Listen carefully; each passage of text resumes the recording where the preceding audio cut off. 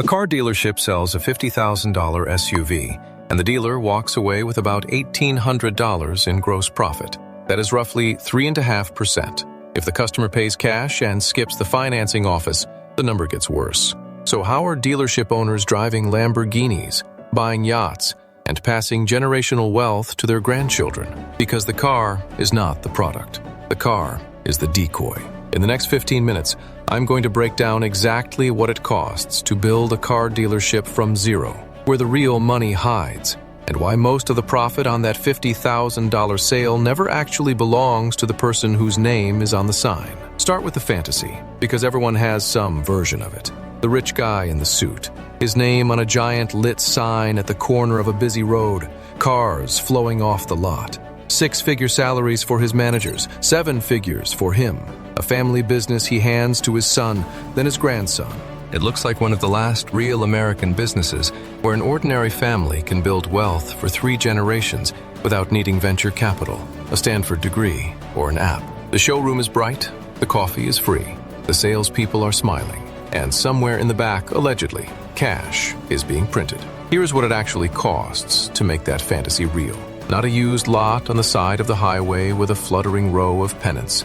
A real, franchised, OEM-authorized new car store. You need 4 things at the same time, and if you are missing any one of them, the whole deal collapses before it starts. You need the franchise itself, meaning the manufacturer has to award you the right to sell their brand. You need the land, ideally 2 to 5 acres on a commercial corridor. You need the building, constructed to the manufacturer's exact image standards. And you need the cars themselves, sitting on the lot on day one. The franchise rights alone, what the industry calls blue sky value, run anywhere from $3 million for a struggling brand to $15 million or more for a Toyota, Honda, or Lexus point. Land in a decent commercial corridor is another $1.5 to $8 million. The facility build, and it has to match whatever the manufacturer's current image program looks like this year, is $5 to $15 million on top of that. Your starting inventory of vehicles, floor plan financed but still requiring your own equity down, is $2 to $10 million. Add working capital reserves of $1 to $3 million, plus licensing, bonding, and DMV fees that can run another $50,000 to $250,000. Total realistic entry for a mid-tier new car franchise in the United States is somewhere between $12 and $50 million before you have unlocked the front door on day one. And here is the part almost nobody mentions.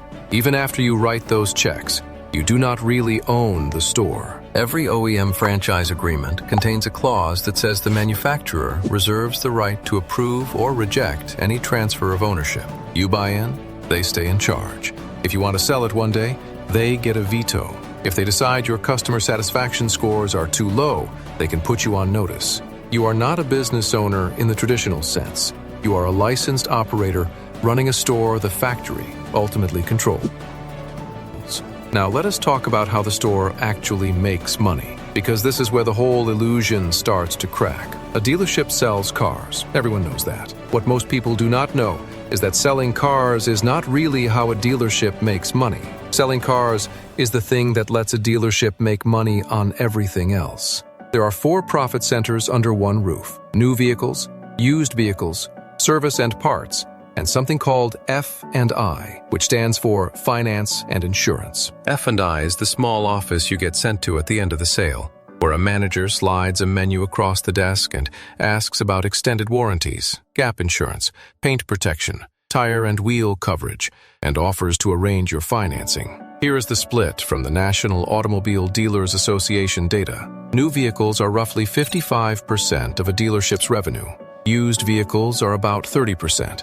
Service and parts, the greasy back of the building, is around 12%. And F&I is just 3% of revenue.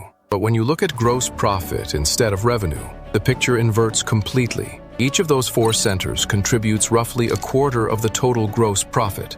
That tiny F&I office, 3% of revenue, produces about 25% of the profit. A new car sale might yield $1,800 gross. The F&I office bolted onto the back end of that same sale might yield another $2,000, $3,000, sometimes $4,000 in almost pure margin. Extended warranty, roughly $2,200 of markup. Gap insurance, another $500. Paint and interior protection packages, $800. Rate markup on the loan itself, another $600. The desk is the real store. But before you get excited about that, let us walk through the cost side, because this is where the fantasy quietly dies. Start with floor plan interest. You do not actually own the cars sitting on your lot. A bank owns them. Ally Financial, JP Morgan Chase, or the manufacturer's own captive finance arm. They lend you the wholesale price of every vehicle, and you pay them 6 to 9% annualized interest for the privilege.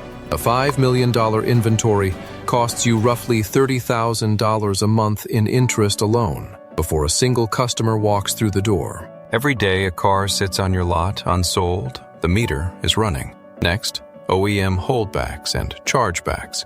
The manufacturer keeps 2 to 3% of every vehicle's sticker price and drips it back to you quarterly, but only if you hit their targets on customer satisfaction surveys, inventory levels, facility appearance, and training compliance. Miss any of those, and they claw the money back. Third, advertising fees. The OEM requires you to spend a set amount per vehicle on marketing, often through their approved vendors, often at above market rates. That is another $200 to $500 per car you never really see. Fourth, facility image programs. Every 7 to 10 years, the manufacturer updates their national brand standards and informs you that your building is now out of compliance. That is another $2 to $5 million in renovation you did not plan for, on their schedule, not yours. And finally, labor. A typical franchised store runs 60 to 100 employees across sales, service, parts, F&I, and administration. Payroll eats roughly 60% of your gross profit before you take a dollar home. Stack it up on a real income statement. $76 million in average annual revenue, which is the industry mean. Around $65 million goes straight back out as the wholesale cost of the vehicles you sold. $6 million to labor. $1.5 million to floor plan interest. Another $1.25 million to facility, admin, insurance, and everything else. What is left at the bottom? The average net pre-tax profit for a franchised dealership is around 3.1% of sales. On $76 million in revenue, that is roughly $2.33 million a year of pre-tax profit. Not nothing, but not the printing press people imagine either. And that is before capital calls, before renovations, and before a bad quarter. So who is actually collecting the real money on the transaction? Because someone is.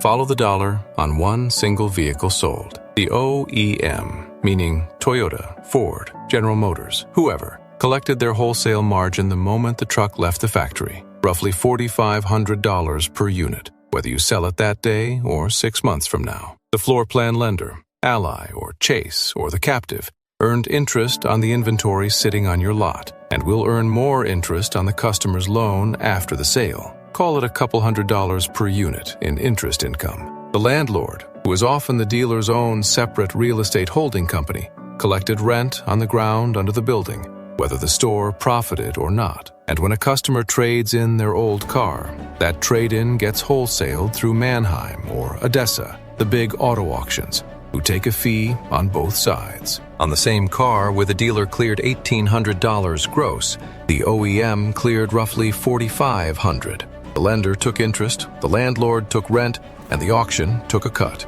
Everyone gets paid first.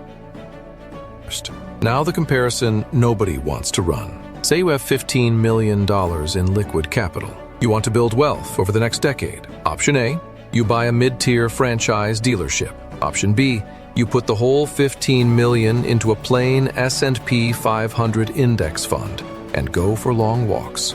Play out the math honestly. The dealership running at that 3.1% net pre-tax margin on $76 million in revenue gives you roughly $2.35 million a year in pre-tax profit, or about $23.5 million cumulative over 10 years, before you account for capital calls, image renovations, market downturns, and the 6 months your service manager quits and the fixed operations gross drops 30%. The index fund, at the S&P 500's roughly 10.5% historical annualized return from 1974 to 2024, compounds $15 million into roughly $40.5 million over the same 10 years. No employees, no OEM audits, no 3 in the morning calls about the alarm going off. None of this is financial advice. These numbers are industry benchmarks that vary widely by brand, region, and operator. The dealership can beat the index, and top quartile stores do beat it if you own the land underneath, if you pick the right brand, if you run service as the real profit center, and if you sell the whole operation at a blue sky multiple in year 20 to a consolidator like Lithia, Group 1, or a Berkshire Hathaway-backed buyer. But most dealers do not do all 4 of those things at once. Ownership costs time, too. Here's the honest takeaway. A car dealership is not really the business of selling cars. It is a financing operation stacked on top of a real estate holding company, wearing a car showroom as a costume. The dealers who build generational wealth are the ones who understood that from day one. They bought the land under the store, not just the store. They picked a brand with strong hold-back economics and a customer base that finances everything. They ran the service and parts department as the real profit engine and treated new car sales as the loss leader that keeps the service bays full. And when the time came, they sold the whole thing to a public consolidator at a blue sky multiple that would have been impossible for any other kind of small business. The dealers who lose money are the ones who walked in thinking they were buying a car business. The OEM sets their inventory. The lender takes their interest whether the cars sell or not. The landlord collects rent whether the store profits or not. And the customer, sitting across the desk with a smartphone and 3 competing quotes already pulled up, negotiates the whole thing down to that $1,800 gross on a $50,000 sale. Whether a dealership is a good business depends less on the cars on the lot and much more on how clearly the operator understands who is actually collecting the check on every single transaction. Because in this business, the building is not the business. The building is the front. The real business is everything happening around it.